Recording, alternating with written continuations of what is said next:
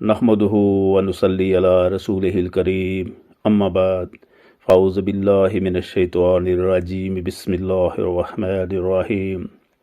ابو سعید رضی اللہ تعالیٰ عنہ سے روایت ہے، رسول اللہ صلی اللہ علیہ وسلم نے فرمایا، جو کوئی ان خبیث درختوں یعنی لہسن اور پیاز کو کھائے تو مسجد کے قریب نہ آئے، اور فرمایا اگر تم نے انہیں کھانا ہی ہے تو ان کو پکا کر ان کی بو مار لو، کیونکہ اس سے فرشتوں کو ایذا پہنچتی ہے اور آدمی کو بھی تکلیف ہوتی ہے۔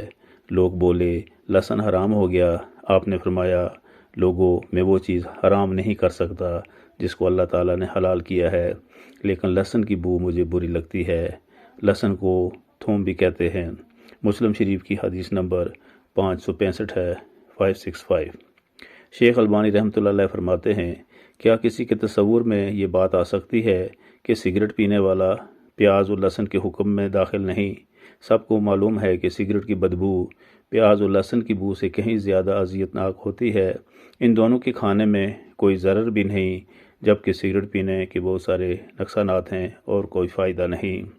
اگر کسی کو مرض کی بنا پر لہسن یا پیاز استعمال کرنا پڑتا ہو تو وہ ان کو استعمال کر سکتا ہے، کیونکہ رسول اللہ صلی اللہ علیہ وسلم نے مغیرہ بن شعیبہ رضی اللہ تعالیٰ عنہ کو سینے کے ایک مرض کی بنا پر لہسن کھا کر مسجد میں جانے کی اجازت دی تھی۔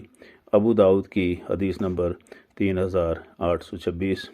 اللہ تبارک و تعالیٰ عمل کرنے کی توفیق نصیب فرمائے۔ وآخر دعوانا ان الحمدللہ۔